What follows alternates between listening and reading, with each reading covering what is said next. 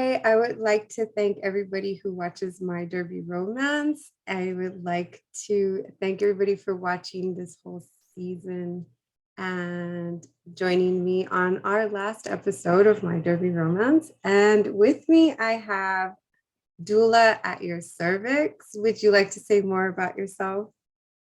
Sure. So I'm Doula at your cervix, and my teammates, we shortened it to VEX, VEX. We had on the first team I was on, we had a bunch of folks with soft A's, Starla, Paula. There were a bunch of people, and they were calling me Doula, and I kept getting distracted and going into the wrong thing. And so we decided that I needed to be changed to VEX. And so that's what we've shortened it to. Yeah. So nobody else has that. So when did you fall head over skates for roller derby? So I actually fell head over skates for roller derby in about 2007, 2008. I'm originally from Tallahassee, Florida, and my dad was a professor at FAMU, and his boss's daughter was the captain of the Tallahassee Roller Girls at the time, and we got free tickets every once in a while, and we'd go watch real early, being revived roller derby at the Florida Fairgrounds, and it was fantastic. We did it as a family. I was in early college, so it was awesome. There was the Wall of Pain, and it was all taped up, and the Great Wall of China was this amazing jammer, and I wanted to be just like her, and it was just absolutely fantastic, and La Voodoo and Erin Breakovich, and it was just fun. It was just awesome. It was we always used to joke it was like the best family bonding event. Derby names always give me chills. Like they're just so creative. They're so awesome. Like yes, I remember all the like being starstruck and with all these like really cool names of all these like women and coming up with your own name, right? Yeah. How did your first derby date go? Whether you want to talk about your first practice, your first bout, your first scrimmage. That's a great question. I haven't really thought about that in a long time. I think my first unofficial bout and scrimmage was a big deal at the time, and now currently. It was I was with a team in Tuscaloosa, Alabama, who was brand new and formed in about 2015, and then and it was made up of, the foundation of the team was several people who had been a part of Tragic City Rollers in Birmingham, and that league started in 2005 and is still going, and that's who I skate with now. But it was this interesting moment. There were these, core group of people who just didn't want to drive an hour to practice, and were finally able to secure a practice space and enough people interested that they had a team. And so it was really cool to drive from Tuscaloosa to Birmingham, go to Fun Times, and play a scrimmage. And it was a huge learning experience in terms of, being really humbling in terms of just not knowing the game as well as you think, right? And being really super green, and getting to play with folks who've been playing for years and not really realizing that, but then also still being able to just individually, for me, being able to hold my own was huge, because I hadn't, played sports growing up, but I have two younger sisters, and they've always been way more athletic than I have been until I found roller derby. And I was like, fuck yes, this is my sport. So that was, I think for me, that was that first like unofficial bout scrimmage with another team that is now my current team. Um, yeah, that was huge. Yeah, it's funny because I also played sports, Uh-huh. and it was like my sport. Like at the time, Mhm. like when rules were a little different, and it's evolved. And Oh yeah. um, but back when we were doing Renegade, it was like definitely my sport. And I do interview a lot of people who say that they never played anything else. Like they were never in sports, and then they did derby, and this was it. And I think that that was like so cool because of course, people who had never skated, they're in derby and they're like on fire for it. And it's just so really cool to hear like different stories of they're all so similar, like the passion, the love, how it makes you Yeah. feel. But at the same time, they're also different, because you have Mhm. that background where it's like, oh, yeah, I played sports my whole life. I found derby, I fell in love. I've never played sports in my whole life. I found derby, I fell in love. I never skated in my life. Like, I yeah. fell in love. And it's like beautiful, like it really Mhm. is. So yeah, that's cool. Like I think I've had two sports that I've played Mhm. that were my sport right off the bat, and then two sports that I had to like really work hard at, you know what I mean? Which is Yeah. like softball and derby were like things that I Yeah. just got like that. I never played softball till high school, but when I did, it just kind of just came to me. And Mhm. and then there was volleyball. No, I totally so my sister, I have two younger sisters, and we were on the same softball team for a while because we're close in age. My middle sister and I are 2 months apart, or not 2 months, 2 years apart. Uh-huh. And I know I was like, "Ooh." And Wow. then my youngest sister and I are about 3.5 years apart, and they're only 18 months apart. Mhm. So there was a good 3 or 4 years where we were all on the same softball team.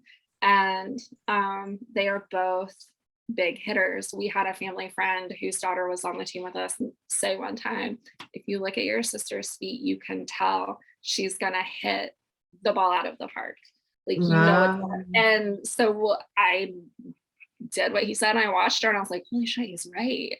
And that was my youngest sister, and my middle sister, she'd hit consistently, not the same way, but always getting folks on base, always getting right, like causing the game to move. And I never was that consistent. I never had that much power Yeah. um within the context of playing, and I was a catcher, and like, I could do that, Wow. right? Which was um a key part of the game.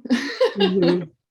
But then it wasn't, I think the most empowering moment I've ever had, and I tell my coach this without telling her this a lot, but I bring this moment up a lot where my first um one of my first experiences when I transferred, um coach was dividing us up for some drill or some, I don't remember what. um and she looked at me and she was like, no, you're a blocker now. And it was this incredibly empowering moment because no one had believed in my strength, or I felt like nobody had believed in Mhm. my strength like that before. And I was like, yes, Mhm. right. And so it Mhm. was this, yeah, it was just like that building from being the kid who can't really hit the ball, right, to being a person who was super effective at preventing movement. Mhm. It's like, oh, this is this is it. And that's the thing about playing a sport. I believe that like it does show you where your strengths are. It shows you where your weaknesses are too. But Oh, 100%. yeah.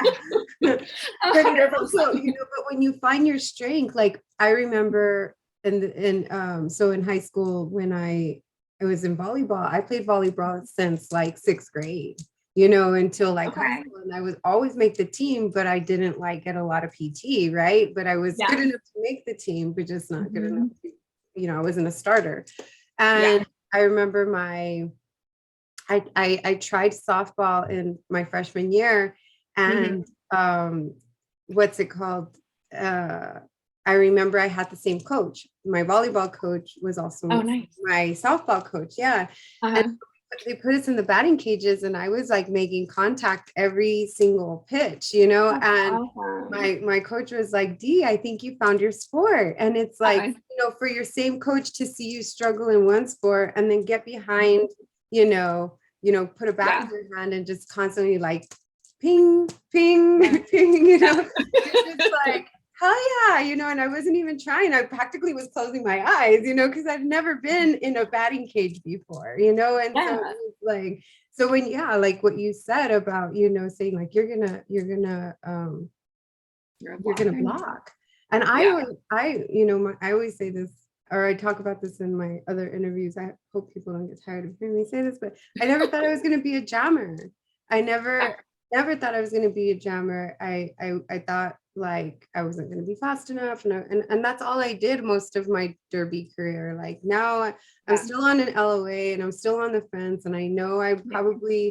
I'm coming to terms with like I don't want to bout anymore. And I've been saying that for the last year. Like I want to come back, but I don't want to bout anymore. And I've refed before, and I did it because I was in recovery and I wasn't able to make Yeah. practices.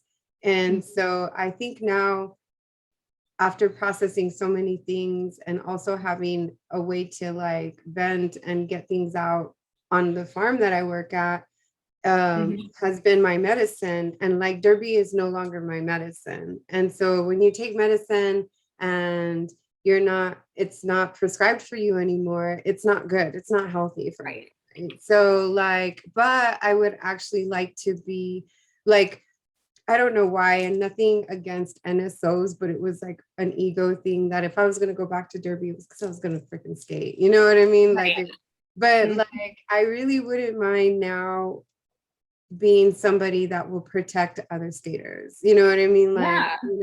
I can be, I can even be, a ref on skates, you know what I mean? But like, I would still love to go to practice. I still would prescribe derby to anybody, who needs Yeah. it in that aspect. But like, as far as, I still like the practices. I just don't want to bout anymore. I have nothing to fight for anymore. I'm not, Mhm. like, I as far as what that empowerment that I needed at that time, Yeah. I feel that like me and Derby have had enough rounds, for me to Mhm. feel like, okay, grasshopper, I've graduated.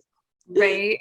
And it's been hard because I miss it, but Yeah. I also like not having to make it to practices. I have other things going on, and you Yeah. know but yeah, I think that it's something that you can't, i don't I don't think I can ever break up with derby. Like I've taken a lot of breaks, but I don't think that I'll ever be able to completely break it off. Yeah. No, I get that. And I think it's one of the things that um I think it's hard to negotiate that with the like knowing it's not you need a different prescription in that Mhm. regard, Mhm. right? And realizing like refs and NSOs are essential, right? Like until but we all kind of I think collectively take them for granted Yes. until right. I remember subbing or being dual rostered on a team, showed up to a bout, and the bout started I think 15 minutes late because like half the NSOs and refs weren't there yet. Like we could not play. And it was Mhm. this very humbling moment of like, yeah, it doesn't matter. Like we cannot skate without them Yeah. at all. Like we don't have a game, we don't have anything without NSOs and refs. And that's been a real, I don't know, that's something that lives in the back of my mind in terms of just generally. And it's Mhm. so important. I think if we think about the game and the love for the game, right, and the Mhm. sport, there's so many different ways to And engage with it. yeah, and being a fair one, right? Like that's, like, Yeah. I mean, so many times you're just like, you go somewhere, I'm not going to say any names, but you go out of town and you're like, man, those refs, like, being a ref of integrity, you know what I mean? Like, Yeah. and so I think that I'm ready to do that. You know what I mean? I'm thinking that Yeah. I'm ready for that. And, you know, uh, so yeah, that's probably my venture. But yeah, and it's hard. Like there's a lot of people, there's a lot of skaters. There's a lot of skaters because I refed for I think like 2 seasons because Okay. and so there's a lot of skaters. Then I came back to skating and I would hear like the refs and the refs and the refs and the refs and they didn't see and they didn't see. And it's like I think every skater should ref at I least agree. 1 or 2 Uh-huh. games, in there, because you can't, I mean, you could be looking right at a pack and Yep. still miss something like, and you're like, it's Mhm. hard. You need like 15 eyes. It's just ridiculous. And you have all these other people, but it's like, I remember this one instance where somebody said that one of the skaters got punched in her face Uh-huh. and she was the jammer and I was jammer ref and not once Uh-huh. did I see that like and I was like I was looking right at Yeah. her. When did that happen? When, no, when? like, When did that happen? like what? Like are Yeah. so like there's Hmm. things that people see and you don't see them and it's all perspective and did she Right. really get punched in the face? Was it like you know what I mean? Because I didn't I mean, what do you Yeah. mean like I, we're not skating like this. I don't understand. So yeah. it's very hard to ref. It's just Well, I had an injury, and I was off skates for 3 months ish. And it was a skate related injury, but that's a whole different thing. We can talk about that later. yeah, we're gonna talk. And I remember being I don't remember if I was like, I think I was a penalty wrangler for my first team's like very first home bout. And it I am following refs around at practice. And I remember coming away from that experience going, that's harder than the game. And I don't want to do that. Mhm. Like, that is a whole different, no, thank you. Yeah, Like, because you feel so account like, I mean, mhm. you can, it's So a much lot of confidence. responsibility. Yeah. It's a lot Yeah. of responsibility. Like points are Mhm. up to you.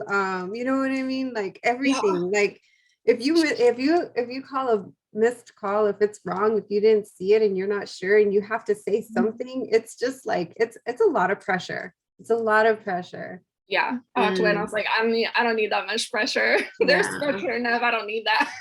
Yeah, and that's why you see those like hard reps, like, nope, nope, that's what I saw, because it'll make Yeah. you feel like you're crazy, like I didn't see her get punched in her face. You're like, that's Right. when did you see that? I was looking right at it the whole time. It'll make you start feeling like, no, sit down. Nobody got punched in the face. How do you see that when somebody felt somebody punch them in the face? In the Like, face. Yeah. it's like there's so much. Hmm. It's a big little like dust ball. You just see them There it is. going and you're just watching feet and watching rope and Mhm. watching hands and watching butts and watching faces. Yes. It's And everything. there's only seven. Wait, there's inside outs. There's jammer refs. There's inside outs. Like there's 7 refs, right? Like which is the full and ideal ref crew. And then if you live somewhere like I live regionally, you hope you get that many, Yeah, exactly. The right? same with us, it's like Yeah. we're always short-staffed reps. Yeah. And that's pre-pandemic. That's like at the height of like everything being ideal in a lot of ways. And yeah, that I don't. Mhm. Yeah. Yeah. So Mhm. there's that. Mhm. So your alter ego, how did you find it? I, oh.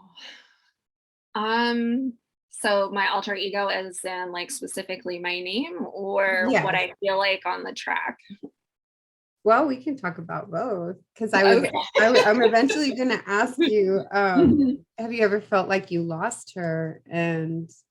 Um, and if you did, how did you find your alter ego again? And I'm sorry, I didn't ask your pronouns. Are you she, her? Yes, I am she, Okay. her. Okay. I'm Yes. sorry. No, you're completely fine. Mm. So my derby name, alter ego, um, doula at your cervix is pulled from real life. I Mhm. am a birth doula and I've attended 46 births as of right now. Mhm. And so and my dissertation research for my doctorate was all on midwifery and birth in the state of Alabama. And I took a very, um,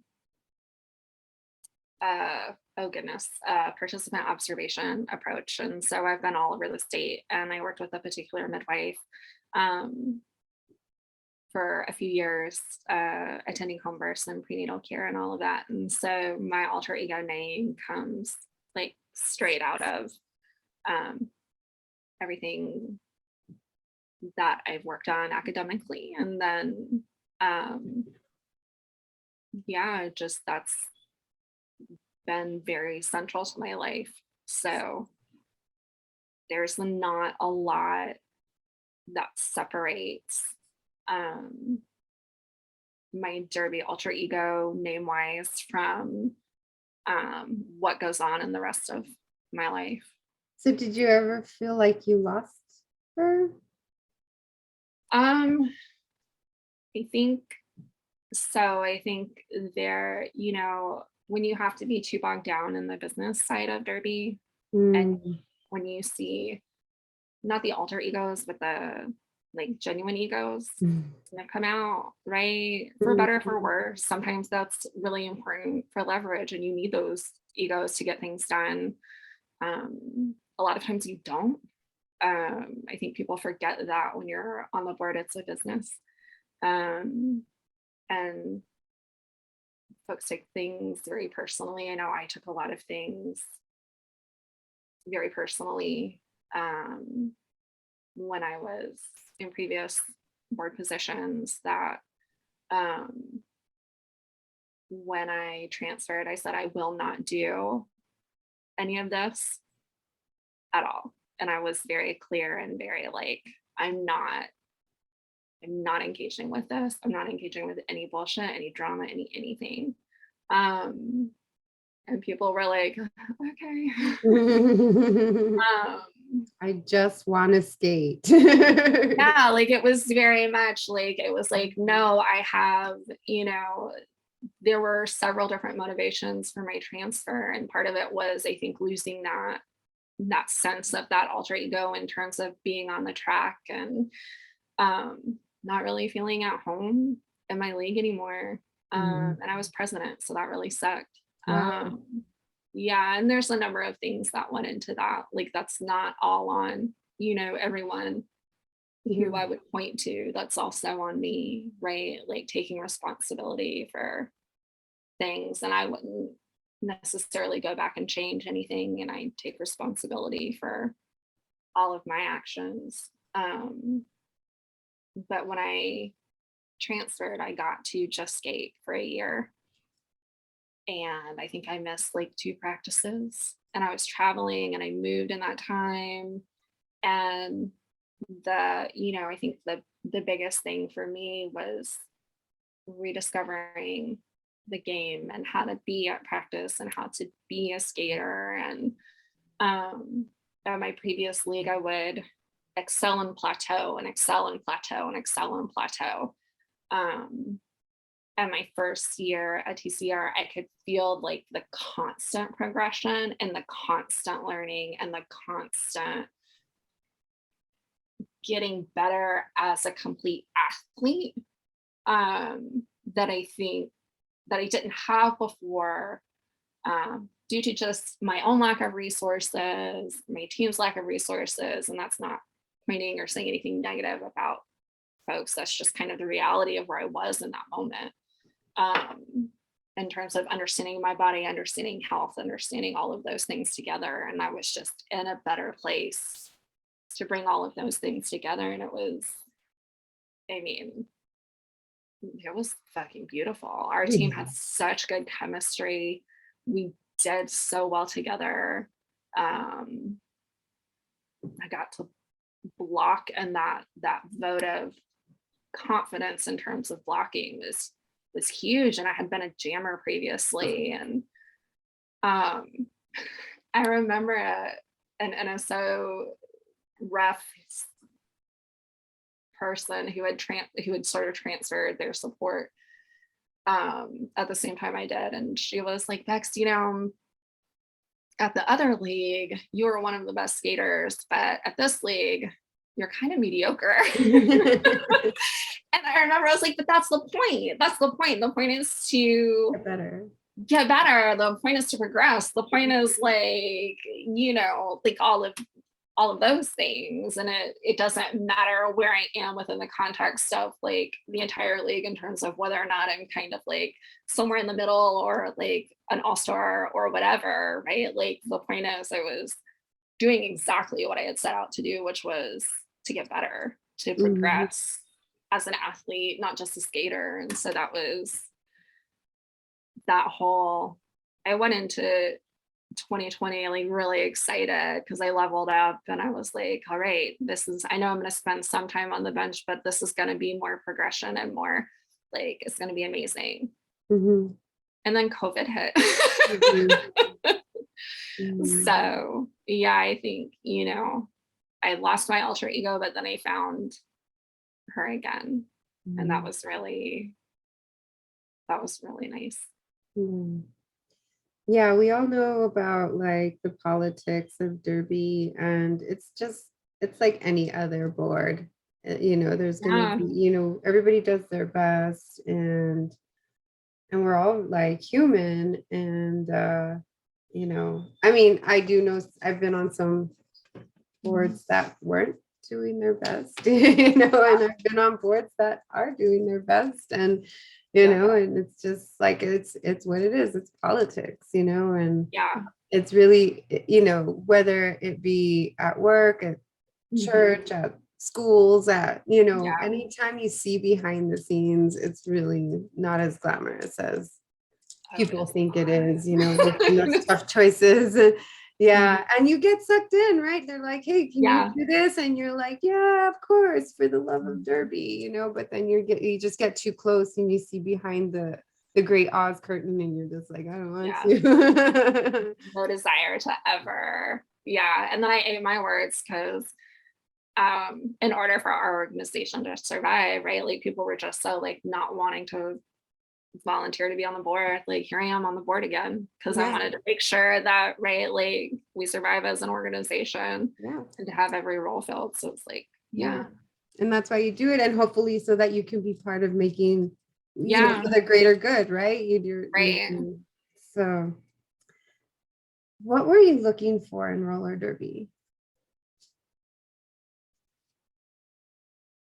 That's a really great question. I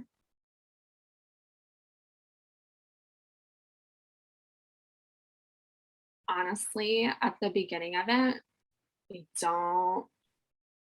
I hadn't thought about that. There was legit a event on Facebook, and I think I messaged somebody about an info night and went to an info night and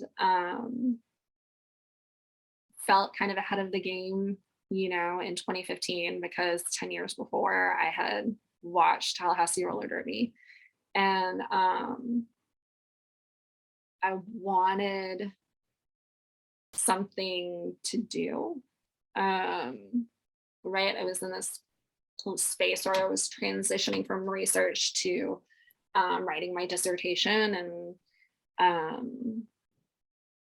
had, and was just looking for something, kind of anything, to not be focused entirely and consumed entirely by the dissertation process and academics and all of that. So it was um, it ended up being that kind of escape to me.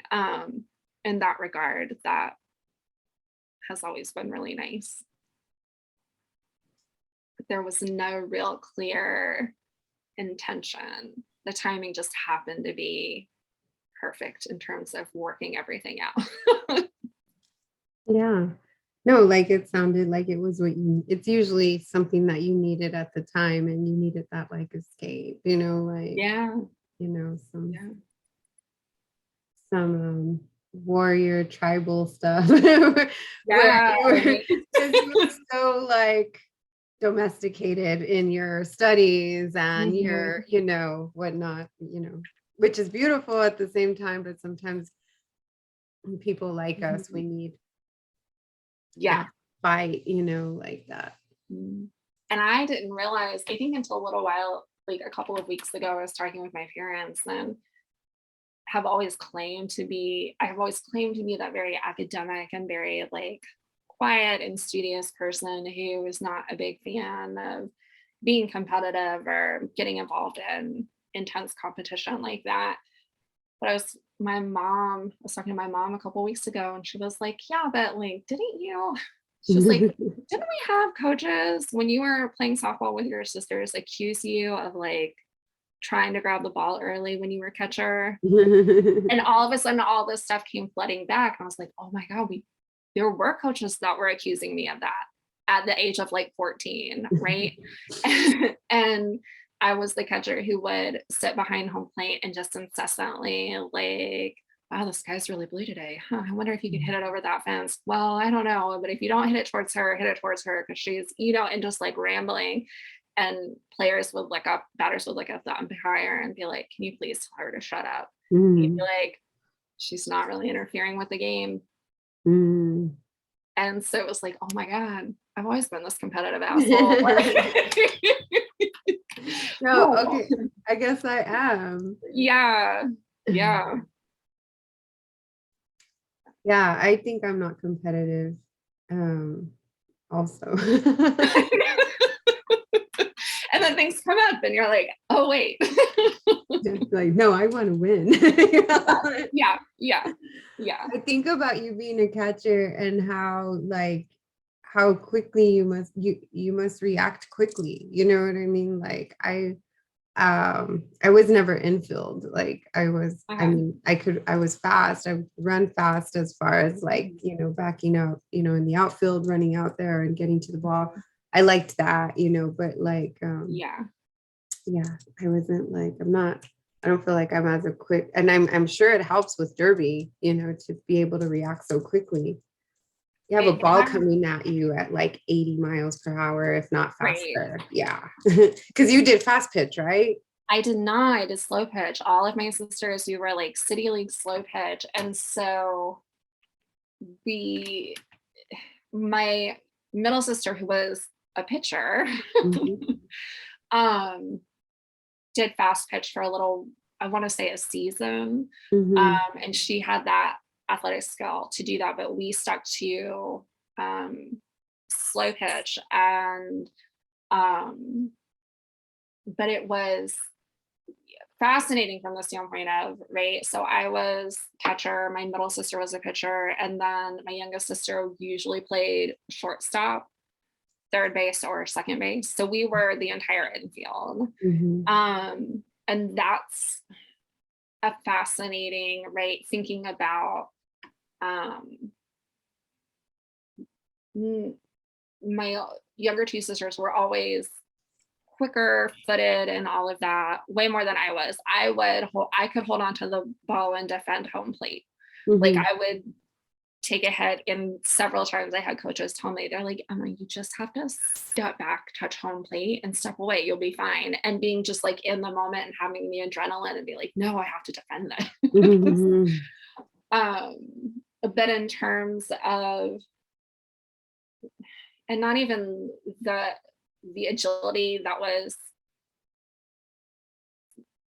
not really having that agility, but having that wherewithal to, right, look up and catch the fly ball, because that was something that I could do, Mhm. to always catch those foul pop-ups. Mhm. But then also with my two younger sisters being in sync enough to know, right, where we all were mentally and be in a good space and how that impacts playing on the field. Um, I think that is probably the biggest takeaway from that whole experience. Because we did that all through, goodness, my freshman year, I think all the way, I was a junior or a senior, I think. And so that meant both my sisters went through middle and high school while we were on the same team together. So yeah, it was we grew up on the field together. And when you know, right, like that translates to derby, right? When you know someone that well and you can Mhm. communicate with them, then you know how they are and how they play, like that in and of itself, I think that's been the most translatable thing. Yeah, like I could totally see that because those are like your sisters, that are out Yeah. there on the track, and defending that plate is your jammer, and Yeah. or just or defending the fact that you're not going to let another jammer get through, you know what Yeah. I mean? So you had that already. I think that's really awesome. I can see how it would Yeah. transition into being able to hold your ground in a pack. Mhm. That's beautiful. So, derby injuries. Yeah. Or has derby ever broken your heart? Or we could So talk about both.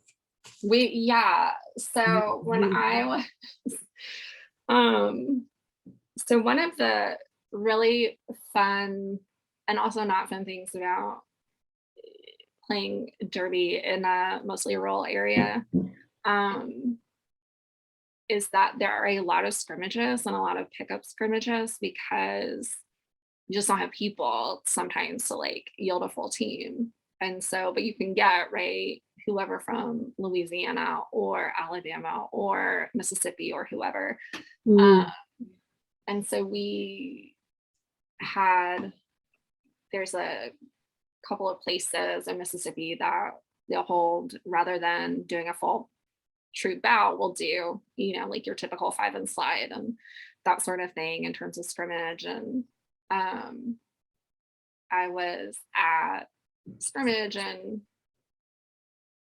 2017, I guess, and at bless them, a great, really, really kind Mississippi team, and I was blocking an intern to um, try to uh, not positionally block, but play some O and against someone who was and still is three times my size.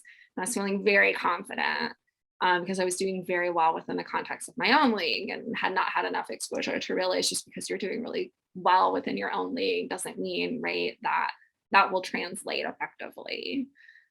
So I went to act as a shield and play O and help the jammer get through. And the jammer did get through, but not as a result of me. And a blocker on the opposing team, right next to my size, like legitimately was like pink, and I went flying because I was about 30 pounds lighter at the time. And I fell, and when I fell, instead of falling on my wrist, I fell with my left wrist down, and I fell directly on my elbow. And we're all wearing pads, right? Like we're all doing our thing. And I got up and I was like, this is not right. Something is mhm. not right. So I went over to the EMTs who were very green. Um, and they checked it out. They were like, well, you seem okay. And I set out my three jams, and I went back over and five and slide, right? And I was like, well, I told myself I'm not gonna jam. Well, I was wrong. Mhm. Nobody would take the jam or panty. And so I was like, fine, fuck it, I'll just take it. Yeah. And I went, and we were on the line, and we were being poofy, and the whistle blew, and I went and I hit the wall, and I hyperextended my right arm, which was wrapped in ice and the whole thing. And that's when it popped. And I was like very vocal and like crawling off towards the EMTs and trying to get over. And went over, sat with the EMTs, and they were trying to like pull off my elbow pad. And that did not feel right. And I remember screaming explicitly, just cut the fucking thing off. And they were like, but you'll have to buy new ones. I was like, it's $30. Just cut it off. So they cut it off, the ice, like all of that. And this is middle of nowhere, Mississippi. And they were like, well, and a Saturday night, right? So they're like, well, we can take you to the hospital, but they'll x-ray you and that'll be it. So if you want to wait till Monday and go to your provider and see, because you'll also be in network, right? And I was like, yeah, that's a better decision for a number of different reasons. The hilarious part of all of this is I drive a manual. And so luckily a teammate's husband was there and had driven a manual before and drove my car home. And so that was the most hilarious part of it. And I was texting with my derby wife and her wife, who is a RN and has a PhD in nursing. And I think we video chatted, and they were like, okay, tell us about your injury. And I was telling them, and I was like, I don't think it's broken though, because like I can do this and I can do this and I can do And I was like, and I can pour a can of soup. Like, we've got good movement. We've got range of motion. We have this, right? I didn't think anything about like pushing anything or anything like that. Just simply, pour the can of soup. We're fine. And then that Monday, another teammate who worked at the University Medical Center picked me up because I still couldn't drive. And I went in, she looked at me, she was like, what did you do? I was like, I don't know, I fell wrong. And they took me in, they x-rayed me, and oh boy, was my elbow broken. Like, yeah, like, so I have a nice plate. You can see the screws, nice little scar. But I will tell you, it was a huge point of pride because I had never broken a bone as a child. And so as an adult, playing a sport and breaking a bone, I was like, I have achieved something in my life. I am tough. So yeah, and I did not, the conversation was really interesting with the doctor, just from the standpoint of, I was like, it's not broken. I was like, no, it's broken. And I was like, well, I'm not going to believe you until I see the x-ray. And they had to like walk me out, and everybody kept asking, they were like, does that hurt? Does that hurt? And I was like, no, it doesn't hurt. Not the way I think a broken elbow should hurt. Exactly. I was like, nothing hurts. It's fine. And they were like, well, we need to do surgery either today or tomorrow. Like, they were like, we need to get this moving. Yeah. So you've already waited like 2 days. Yeah. And it wasn't compound. It wasn't anything like in that regard, but it was, I think I ended up having surgery the next day and it was fine. And, now I've got some really cool hardware, and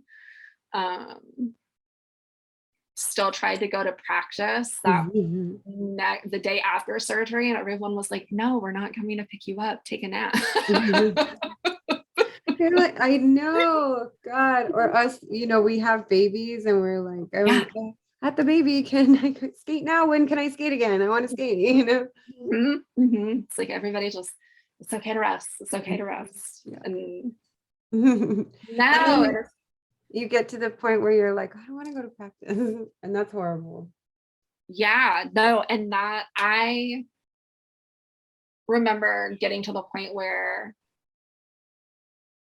skating, being back on skates and doing all of that, and mentally not wanting to go to practice, but never having that as a feeling, wow, I had a break, Mhm. right? Up to that point, and during that break, like Paula came and picked me up almost every right before every practice, and we would go. And I remember the ortho at one point was like, I think you've been on, because I kept asking every time I go in, I'd be like, when can I skate? When can I skate? And he was like, look, he finally said, he was like, if you fall and you impact your elbow, you will lose range of motion in your elbow.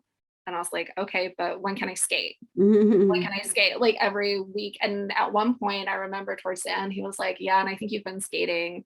You probably have been skating earlier than I told you you could. And I was like, oh no, I haven't been. That's why I keep asking you, because I've been doing all kinds of off skates things, but I want to skate. I also don't want to lose range of motion in my hand as a single female who drives a manual, right? Like, so that was an interesting kind of like just that whole experience, and having PT. Fucking love PT, Mhm.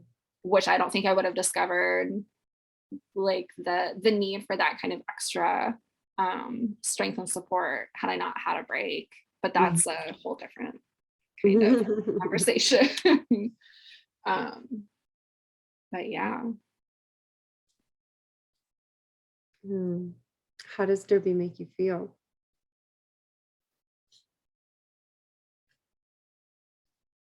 Mhm.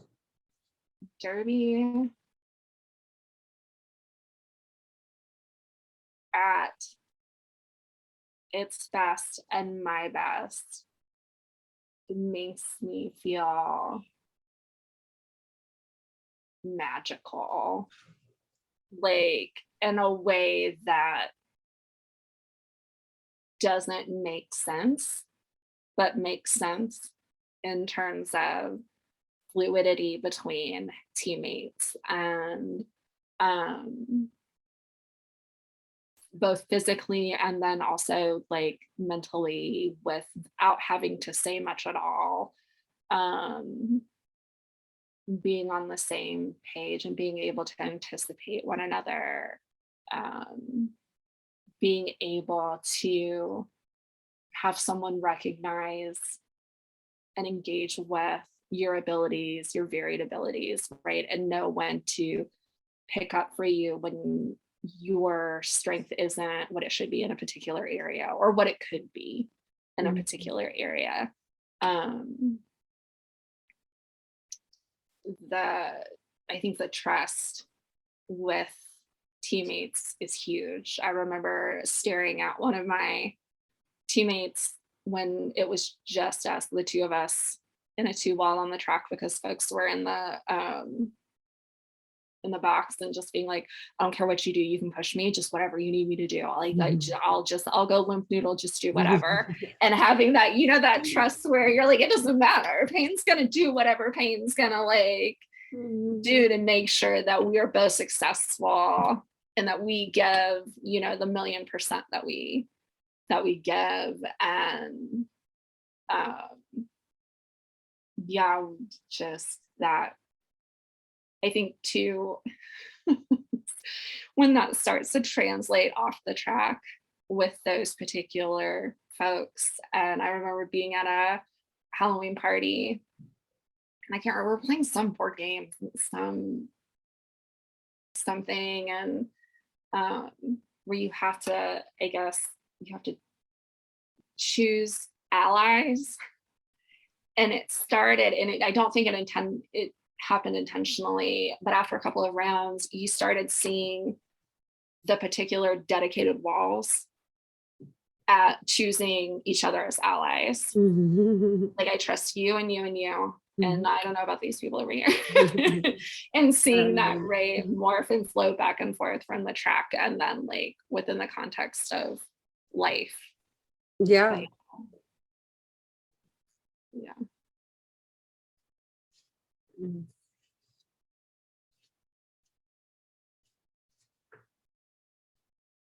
And I think for me too, I don't, like having worked in academia and having worked within the context of a clinic and having worked right like in those specific areas that are very, I think, individualized. I think that's like that emphasis of being part of a team or being part of a wall, Yeah. right? Like becomes all the much more magical because you get to remember, right? It's not all about you, it's all about the function of the team Mhm. and this group of people functioning together. Yeah. Yeah. Yeah.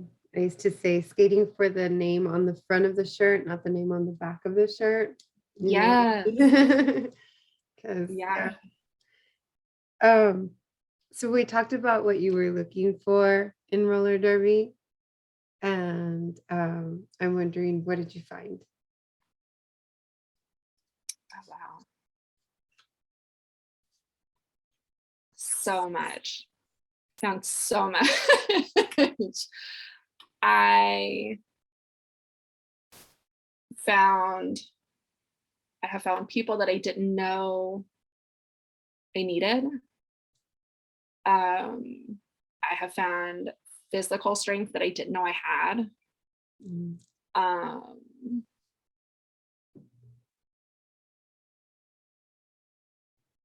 I think I have found an empowerment and belief in my own ability that wasn't there before, that I think is a common thing when we come to Derby and people talk about how Derby saved their soul, right? And Mm. all of those really almost cliche, but like ultimately true um, things that are said in that regard. I think, um, and it's interesting having been a part of officially two different teams and then dual rostered with a couple of teams. Each team is so different, and each team within roller derby brings so many different things, right? That first team that I was a part of, like I found my foundation and the love of the sport.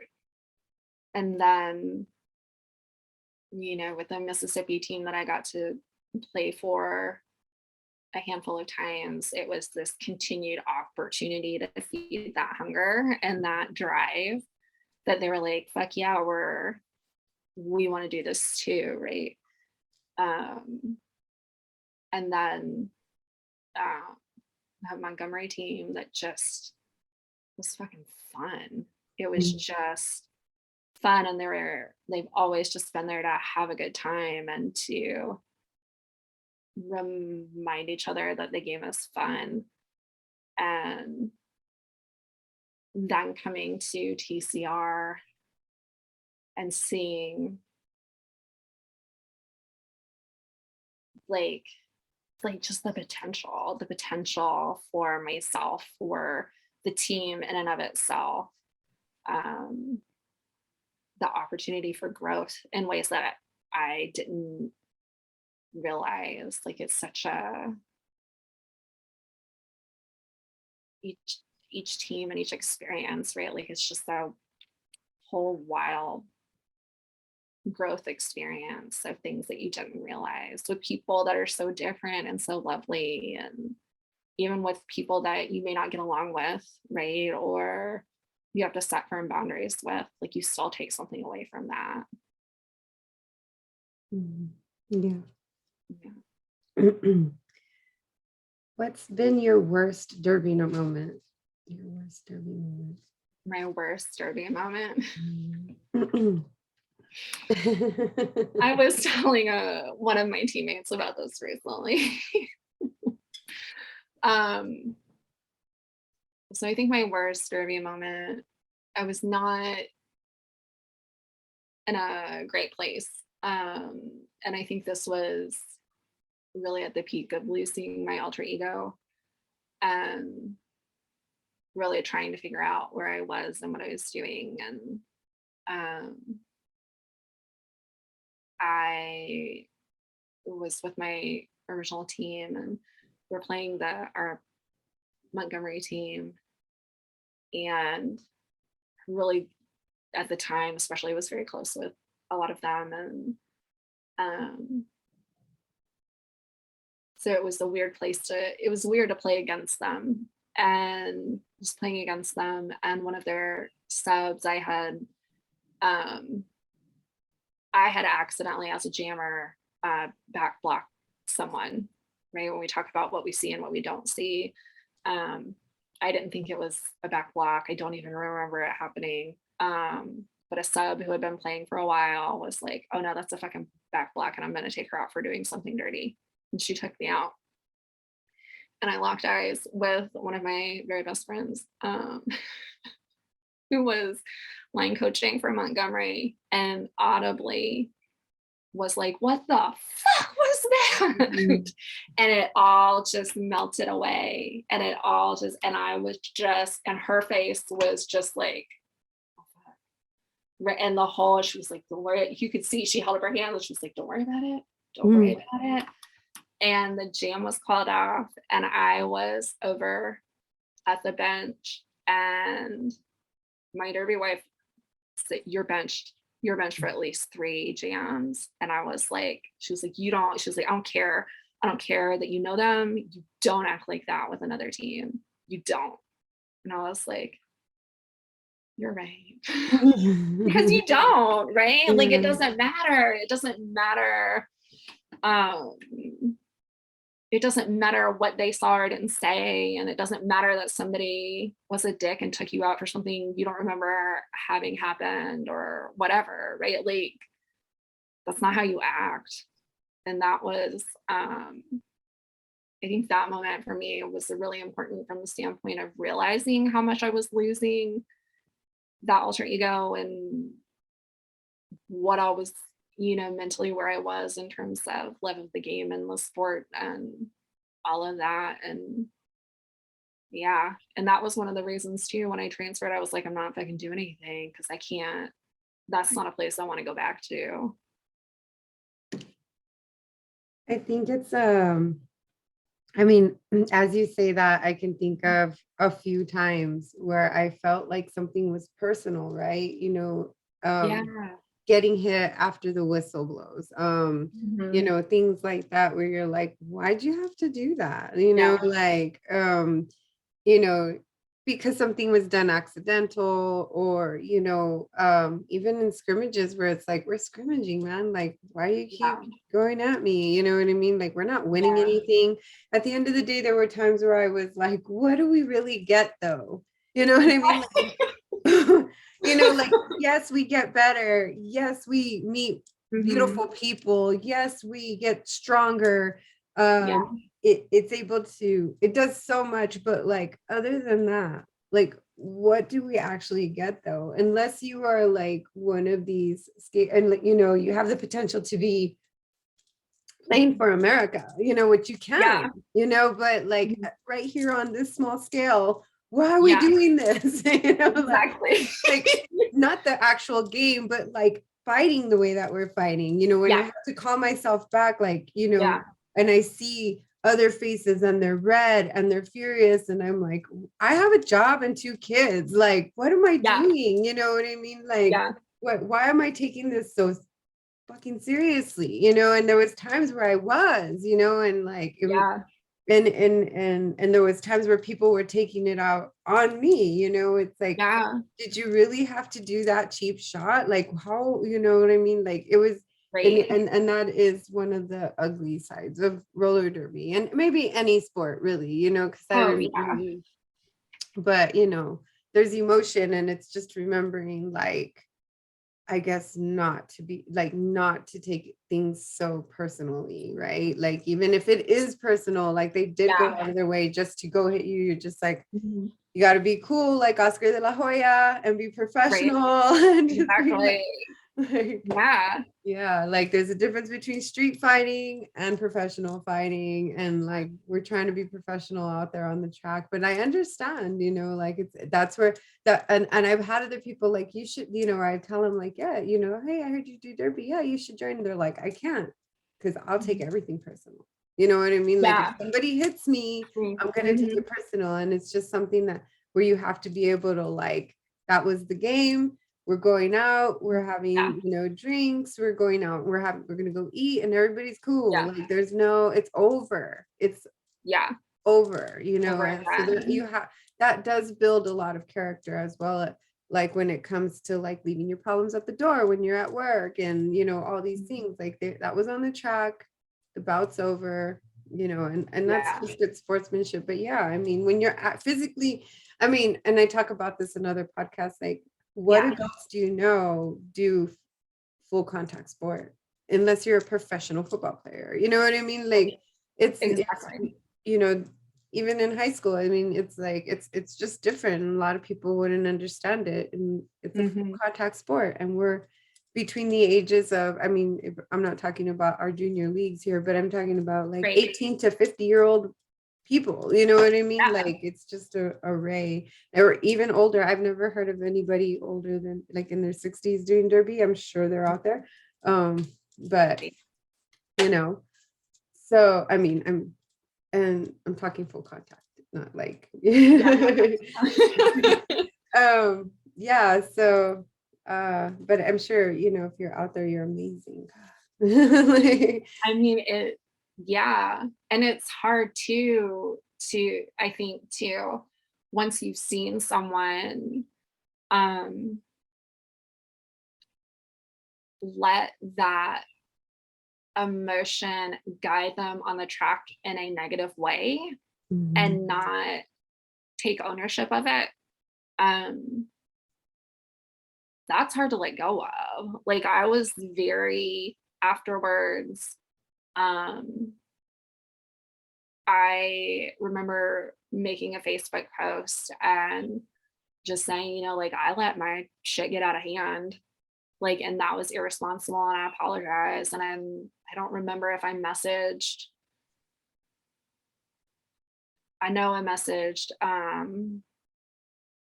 uh the bench coach, Vix. I remember we talked about it, but it was one of those things where it was like I had to take accountability for myself with that, right? Because I knew if I didn't handle that, like it could potentially snowball and not be good yeah, for my own self. But then too, having watched some former teammates who get really emotional, and I don't think that's wrong, mhm, but right, like how they handle it and be like, I don't ever want to play against mhm. Yeah, you. yeah. Because you don't know, right? Well, I was the skater that I'm like, I can get kind of handsy, Yeah. and Mhm. so I'm like, I'm sorry. And I think at one Uh-huh. point one of the skaters, they were from another city, my Uh-huh. surrounding area.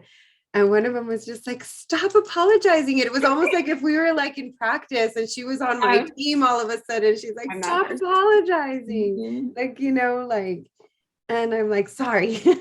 Like, you I won't talk apologize for anymore. apologizing. Cause I mean, I'm gonna try to get through, but I'm not Yeah. trying to, accidentally put my fingers in your face or whatever. And Right. like, and it's a reaction, like you're just like, Yeah. and so yes. Um, what has been your best derby moment? I think my best derby moment um was when I got at our annual banquet, um,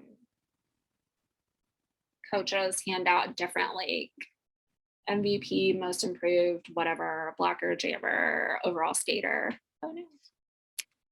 Um, and having my coach recognize me as the most valuable blocker for our B team in 2019. And it was that's something I think I'm the most proud of, just in terms of like my physical progression as a skater and as an athlete. And um, my coach is someone on very few words. Like once you get to know them, they're very goofy and very fun, and um, but is sometimes seen as unapproachable, and coming from a different league, being told different things about her. I was terrified of her and did not for a long time. Like, I would interact very limitedly with her. And once I like built up my confidence and was like, okay, I see what this coach is trying to do with this league, right? Both the A and the B team, and like how we're progressing, I got more comfortable and more, um, willing to approach her.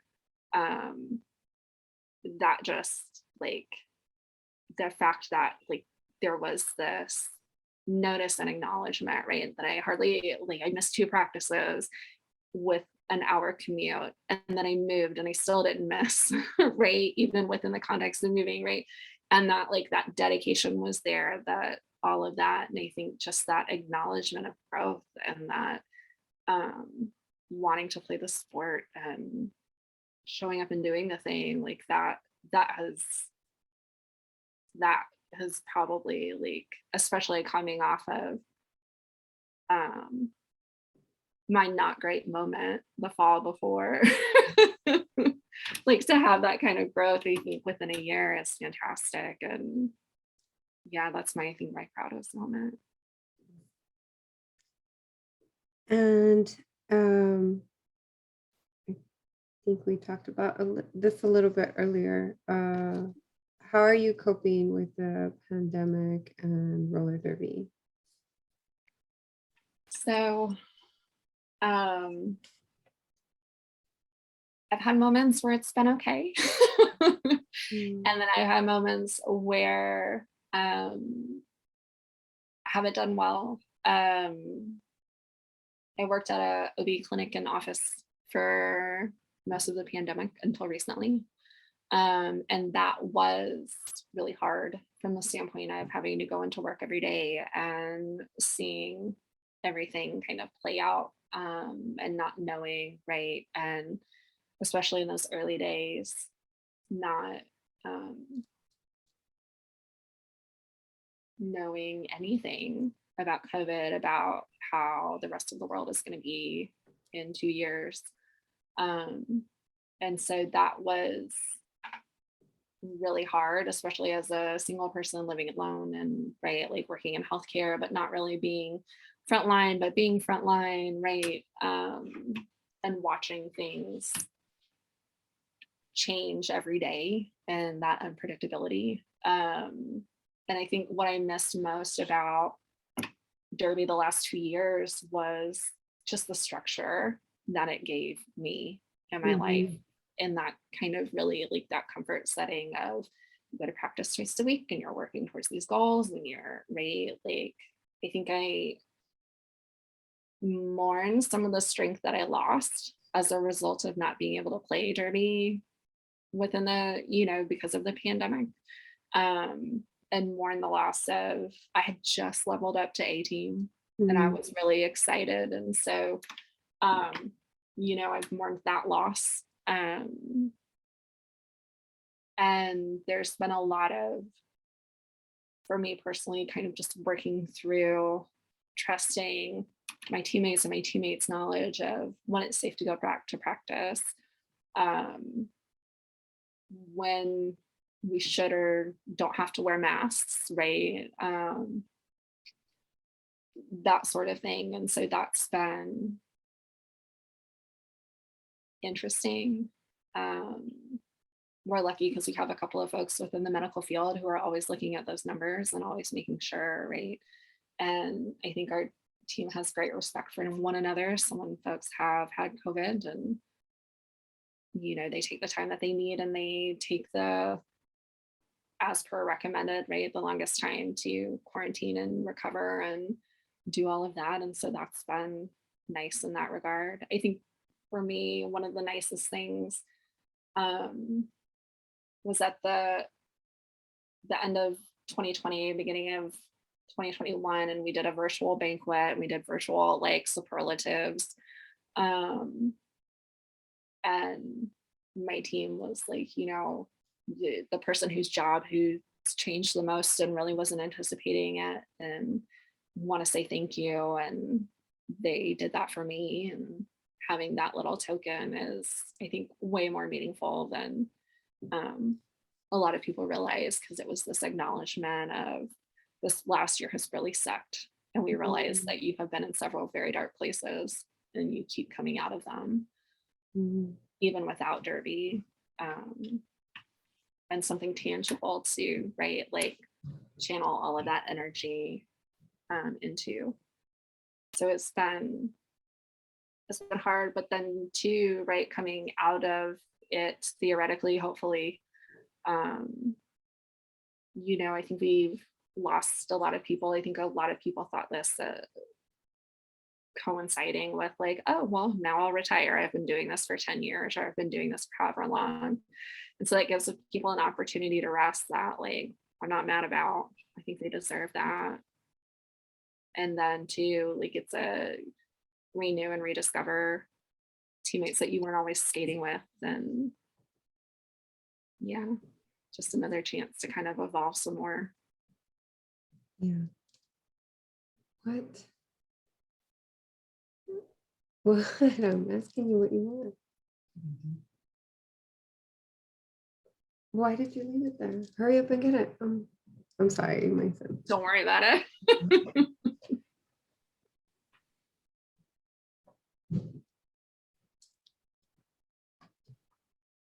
You should have just done that in the first place. Okay. Yeah, no, that's where I was at. I was ready to retire also. I was like, it's been since 2008, and I was already I was happy to go back when we went back, when we started skating, and then we started scrimmaging again, and I was like, oh, I don't want to anymore. I don't want people hitting me anymore.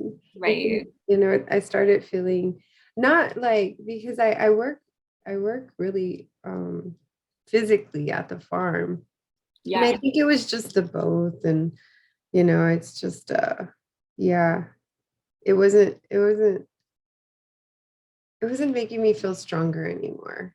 It was just making me Yeah. feel like, why though? Well, there's Like, different, right? Like there's a it's just different, different. Yeah. And it's yeah, not there's a wrong. difference between having, not to the same scale, but like worked with Michelle, like within the context of having a garden, right? That Mhm. was fairly fruitful.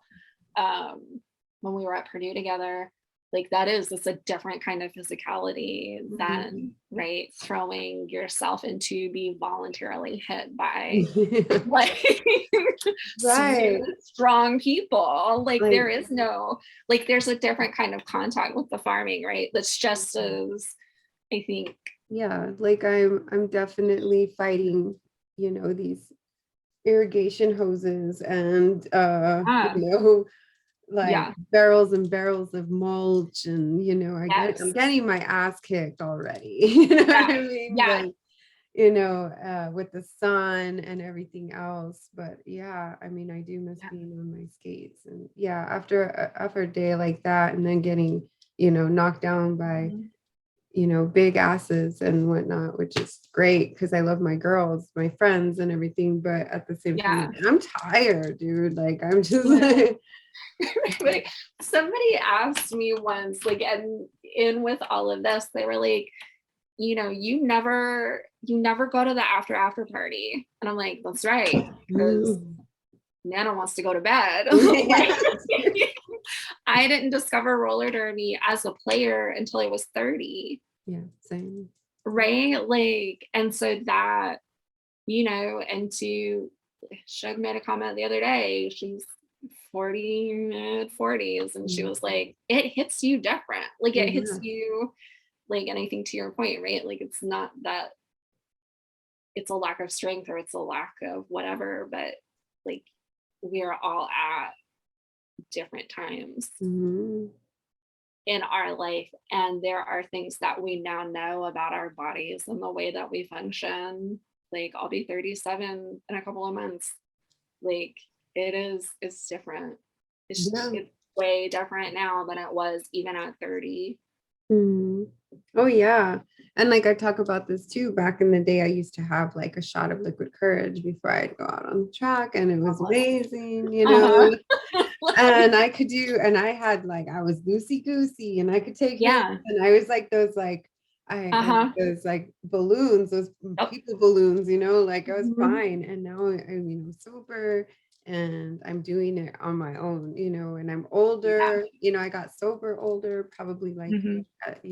37, 38. And so Mhm. I'll be 44 in May. And I'm Yeah. and I don't think that I'm fragile, and that's not the point of it. It's just that Yeah. I just don't want to feel like That, yeah. I don't want to take those hits anymore. It's like I just I don't. And I can I've talked about saying like, well, I just won't jam anymore. But like you were saying earlier, if nobody Mhm. wants to take the panty, I'm gonna do it. I'm You're gonna do gonna do it. it. Yeah. Nobody's gonna make me. I'm Yeah. gonna do it. I'll be like, just give me the Mhm. panty and I'm gonna do it, and so like I talked about my league saying that I have no boundaries with like derby at times. So I think like just being Yeah. with Uh-huh. it can be toxic. It could be a healthy relationship, it could be a toxic relationship, it could be Yeah. both sometimes. And that's the Mhm. beautiful romance, that I wrote about in my Yeah. book. And like that's what I try to show on this podcast is that it's a relationship. It's an actual relationship that sweeps you off your feet, that breaks your heart, that's there for you and supports you, and then also like makes you feel like nothing, and you walk out of the Yeah. talk just crying, you know what Yep. I mean? Like, why did Mhm. we have such a bad day? And I don't think I want to be in this relationship anymore. And then Derby's like, oh, Mhm. come on, there's some new skates Come on back. out, you want to try them? And like you're like, I do want to try them. Hey, we're gonna go to Vegas and play out Mhm. there. You don't want to go play against some Vegas people? And you're like, yeah, I want to play against some Vegas people. And so yes, on that note, do you have any words of encouragement for your fellow skaters and people watching? Um, just do it and just persist and be open, Mhm. right? Like, just be open to your coaches and their advice, and but know yourself, and always eat. Just Mhm. always eat. Right? How many of us have practiced on empty stomachs? Yeah, dude. Yeah, I remember crying in the drive-through one time after a practice where a teammate discovered for me. She was like, "When was the last time you ate?" And I was like, "I don't know. Oh my Mhm. God, I'm so Mhm. hungry." And we're sitting in the drive-through at Taco Casa, just crying as they handed Mhm. me my tostada. They were like, "Here you go." And I was just like, "Thank you so much." Yeah, yeah, that nourishment, you know. Well, I just want to thank you for being on My Derby Romance. I want to thank everybody who's watched any episode or all of them, which would have been great. And thank you for joining me on this journey. And we'll see what's next. I also want to thank Mom McCartney and Olivia for helping me with the channel and the promos and everything else, and anyone else who has helped me with this podcast. Thank you, Bex, and we'll see you all on something else. I don't know. We'll see. Thank you.